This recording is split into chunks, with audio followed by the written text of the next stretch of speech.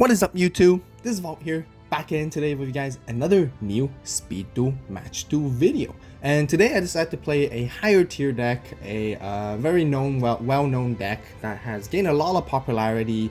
And yeah, I decided to play a much more competitive match today. So this is a competitive Speed Duel match right here for you guys. And the deck we're playing is Blade Knight Control, or Blade Knight. And infamously, a lot of you guys probably know the deck recipe, and you know there's lots of deck recipes and resources out there already, so there's really nothing too new and special about this deck. But I want to feature you guys how this deck actually plays against Amazoness Tribal Synergy. And I personally think Amazoness is a really powerful deck. It's just extremely great, extremely resourceful, because Tribal Synergy being able to let your opponent or let you to draw up to 3 cards is just absolutely insane in speed duels, because getting those draw power just gives you more resources, basically allows you to extend your combos or basically set up your boards and make it even more annoying for your opponent to play against. And Amazoness itself is actually a really annoying deck, I personally think, to play against. But today, once again, a highly competitive match duel to showcase you guys.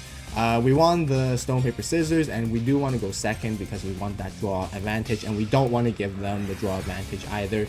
But you know, they immediately start off already with the first part of their Tribal Synergy by revealing 1 Harpy and 1 Amazoness. They draw 1 card, so it doesn't matter. They got 6 cards in there. They got 5 cards in their hands anyways. Swordswoman immediately, and Villages, nothing to worry about, because if we do end up destroying their monster by battle, they can just bring out another one. Once again, we drew a Command Knight, so we actually want to set that and actually bait them into attacking, just to make it annoying, a little bit annoying for them. Set our kunai so we can set up for a counter attack in the next turn, if we possibly can. So now they, you know, summon their Harpy Lady, and they fulfilled their condition for the second Tribal Synergy to draw 2, and they can't do it anymore. So they have a lot of cards right now. So I have 1, 2, 3, 4, 5, 6, 7, 8 cards to play with compared to our 5 cards that we only have. So that's already a huge advantage. They're swinging with Harpy Lady. Good thing that they did, so they take the damage instead of us taking the damage with Swordswoman. And they passed their turn. Wonder why they didn't swing into with Swordswoman. Maybe they're afraid of our set card right here. Maybe, you know, it could have been a Windstorm or something, you know, changing them into defense so that we can make an even better counter attack. So actually, it's a smart move that they didn't attack into us. What we did here, we drew, we have our Eradicating Aerosol, so we are playing the Hidden Parasite. Once again, no surprise, standard. The Dice Spoon one I made around a month or 2 ago. You know, that's sort of outdated by now. Dice Spoon has no longer the meta and trend. Right now it's Hidden Parasite instead. So yeah, I decided to nuke the field right here so I can swing in for a clean direct attack with Blade Knight later on. So I don't mind sending my Command Knight to the grave, but then I forgot they could have easily summoned another monster with Village right here. So back row removal is actually really important when you're playing against Amazoness, but that's okay. Honestly, we want them to use their Village as much as they can, because that would deplete their resources. And unless they play Jaw of Avarice in the main deck, we can actually, you know, diminish their pressure with Village very quickly as soon as they summon a lot of monsters. Right here, they attack with Trainee into a Yomi ship, and Yomi ship effect will not proc or will not activate if Trainee sends it to the bottom of the deck. So we actually don't want that to happen. We actually kunai this. Even it's honestly, it feels a little bit of a waste, but you know, we just had to do it, and they actually took the bait and swung in with Swordswoman. So we Yomi ship and pop that Swordswoman right there, and once again they might use Village, but they understand that we actually want them to deplete their resources by now. So our opponent is actually playing smart, and I believe they chose not to summon a monster and swing for a direct attack, even if it was a direct attack, because they know that we're probably playing Blade Knight and some other high attack monsters. Possibly we could have Gearfried in the deck as well, or stuff like that, and then we can easily swing into their monsters without trouble, and they will lose their resources quickly. So they're being very careful, but a little bit too careful, honestly, and not taking advantage as well, in my honest opinion. So yeah, just so you guys know, you know, our opponent is not a phony, you know, they're not being dumb, they're actually playing smart, they're thinking carefully and really carefully, because this is a more competitive duel, but so they have to think twice and before they proceed into their attacks. They attack with Trainee into a Command Knight, which is great again, because they take 200 damage, and Command Knight basically helps us so much by blocking any of their attacks, and I don't think any Amazonas can basically run us over unless they play Heirloom. We set ready for intercepting, so we know that Heirloom is only their option to destroy Command Knight, but with ready for RFI, let's just say that with RFI we're not worried about Heirloom because we can pop them just make them face down and pop out the Heirloom. That's what we're afraid of. They summon into Sage right here, and that's also a really annoying card. That's why that makes Amazons really powerful, because they have backward removal, which forces you to use your trap cards or your back row cards. And yes, because if we don't stop her, she can basically pop RFI. So we just rather RFI her and then not let her pop it. So let her swing into our Zombina, which is fine as well. Send it to the bottom of the deck, but with Zombina's effect is it doesn't have to be sent to the graveyard. So as long as it's destroyed by battle or card effect, its effect still activates. So then we can basically still bring back a monster from our graveyard, and we bring back a Command Knight, which is really great because now they took the bait, and which means we have been able to make the Command Knight lock, so they can't attack anymore. So we have an option right now. We see that we have so many cards in our deck compared to theirs. We can stall this out and win, basically. I don't think they play Warrior Elimination in the main deck, so this is since this is the first duel, we can actually really easily secure our first win right here. But we summon our Blade Knight anyways, and it has 2800 attack, which is really good. Swing into the trainee with no problem at all, and force them to use more of their resources. So this Sphere, which is fine. Command Knight is at 2000 attack because there's 2, and Trainee's only at 19, so we can swing in. We're being a little bit too aggressive right here. That could have easily been a face down set card, could have easily been a kunai, and then we'd be screwed. So that's actually a mistake on my part. I really didn't think I should have attacked, but they sphered it right here, so that means they probably don't have a kunai. They swing into our Blade Knight, we let them, that's fine, there's no point kunai with chain this Amazon's trainee because the second one could just easily destroy our Blade Knight anyways, and with the second attack. So they have to pass. We top deck another Blade Knight, another 2800 beater, and just keep trying to swing in. We decide to attack their Sage this time, just in case, once again, if that face down card was a kunai, they maybe maybe they just didn't use it, they're just waiting for the perfect opportunity to do so. So we're just playing a little bit safe instead. They Night Beam our face down kunai, which is annoying, so now we don't have any counter back row, and it turns out to be a Windstorm that they actually played instead. They can only attack Blade Knight, they can't attack Command Knights, so sends it back to the bottom of our deck, which is fine.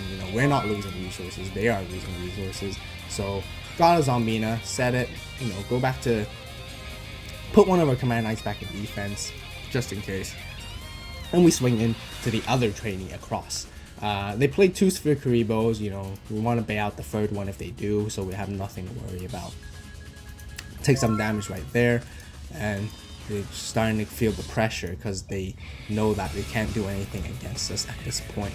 Trainee swings into our Zombina once again, and really great for us so that we can bring back a Yomi ship onto the field and give them more pressure. Drew into the Command Knight, so now that we can just pass our turn and just play defensively from here. So really, honestly, we are stalling this one out, but that's what we have to do to secure the win. We want to be safe.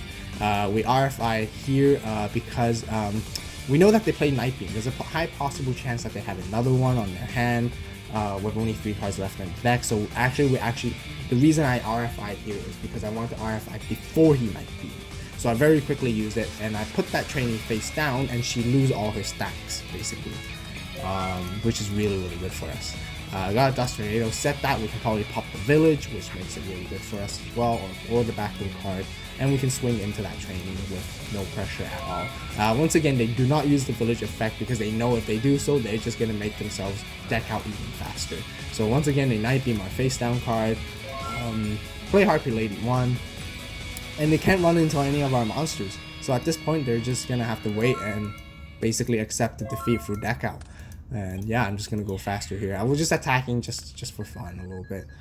We're very sure that won't be the face down card, won't be a kunai. They would have used it by now, but even if it was, it's okay because we have another Command Knight not to worry about, and we have another kunai as well on our side. So we're just swinging for attacks, just basically destroying their monsters, not letting them have any more chances and opportunities. So they have no choice but to end their turn. They got the heirlooms, but I think it was too late for them. They got out of the village and all that, and you know, there's really just no play for them anymore. So we can just swing in for direct attacks or just end our turn, and they just have to admit defeat.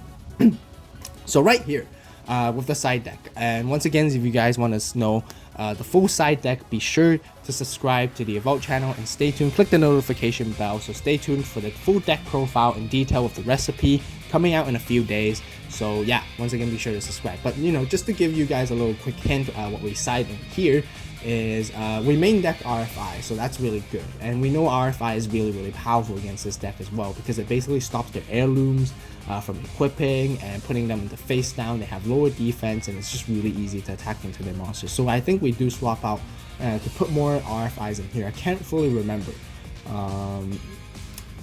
We possibly could have played warrior elimination, but that's not a good choice because that counters us ourselves. We play lots of warriors, so I think we actually didn't side in anything, honestly. I think but yeah, once again, if you guys want to see the side deck, you know, stay tuned for the deck profile. Let's see if we actually did side in anything. I don't think we did though. So yeah, this time they want us to go first. We got a command knight, we can set it face down and play defense, and once again got the dust tornado to pop their heirloom or villages. That's the main key thing when you're playing against Amazons. You don't want to pop their back row face down cards. You want to pop their heirlooms and their villages, especially when they decide to attack into you with their monsters, so that they take more damage. But unfortunately, they were able to night beam us, so yikes, we were a little bit pissed about that, but that's okay. We got two other dust tornadoes in our deck, so that's why we're not too worried. They play swordswoman, they swing in, they know it might be command knight or Yomi ship. I'm not sure why they're not afraid if it was a Yomi ship, but they probably bet it was command knight, so we take the 500 or 400 sorry damage instead. So once again, we got dust tornado. That's really good. We can play that against their heirloom and village only, so be sure to only use dust tornado against village or heirloom, because the chances are with the popularity of some people playing security orb and wild tornadoes, you don't want to dust tornado those. You don't want to risk it at all. And if it's smart in playing, they could have side decked those in, and it would basically screw us over. So it's actually much more preferable to, once again, use it on the heirlooms and village. Summon a blade knight and just swing in for an attack, just to destroy the swordswoman, get rid of her, and they just RFI'd us. Sure, why not? And pass our turn. They got into their village. Be careful. Yep, don't get too excited. That's the careful play that we have to play. They did their village, but we don't want to dust tornado immediately when they village. Right there, we want to wait and see. And what I said has proved. They played an heirloom instead right here, which is actually more of a threat at this point instead. And we want to wait until their battle phase, and when they swing into the attack, then use the dust tornado. So it's we have to play smarter here. You can't be too hasty and rush it too hard. So like I said, they charged into a command knight because they don't want us to do the command lock combo from last game, otherwise they will lose. And they want to basically pop out the command knight. So right here we determined that heirloom is much more important and vital for them at this point. So we have to dust tornado the heirloom rather than the village at this point. And with that heirloom gone, now we have the upper hand. We can then swing in for much more massive powerful attacks during the next turn right here. Unfortunately, they weren't able to pull out their tribal synergy, so it looks like they haven't gotten to their Harpy Ladies at all yet. So that's a huge downfall. If they don't get their tribal synergy going, Amazons is actually much more weaker and much more easier to deal with, honestly. So we're just gonna go swinging with high attacks right here. I think we can probably gain this. Blade Knight is at 2,400. We'll take that 900. Sure, why not? You know. But then they can village with the training, and they have nothing that they can really play against. They can do another swordswoman to deal more damage to us or whatever, but we're just gonna easily destroy it by battle.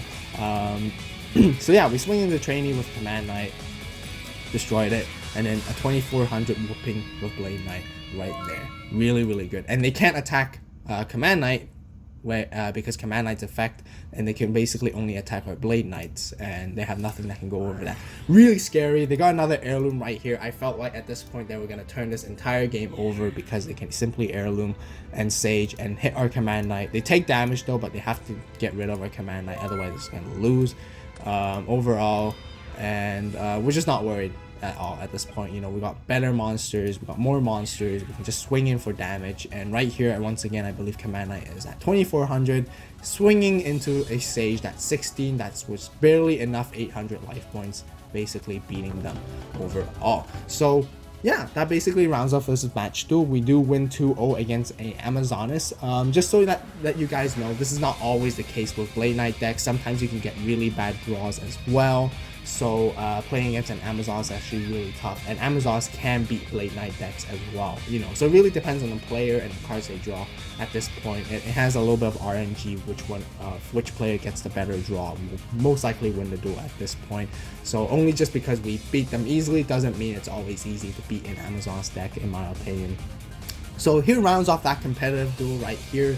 Once again, the deck is not super spicy or nothing too exciting really. I play mostly RFIs in the main deck anyway, since there's so many spellcasters and warriors still that are pretty dominant in this format, which makes it worthy to be in the main deck. And once again, if you guys want to see the full deck profile, be sure to subscribe to the AVAULT channel, click the notification bell so you guys don't miss out on that deck profile at all. And yeah, if you guys enjoyed this speed duel match right here, be sure to hit that like button. And I said subscribe already, so I said that many times. So yeah, it really helps support the channel. Really happy. We're very close to 1,000 subscribers. So once again, I was just going to take a moment to thank you guys so much for the support. You know, the channel is growing well because of you guys of supporting it. So I really appreciate all the support you guys can give and the critical feedback. You guys can definitely post your comments down below, and I really appreciate that. So once again, thank you guys so much for watching. You guys have a great day, great night, wherever you are. And this is AVAULT signing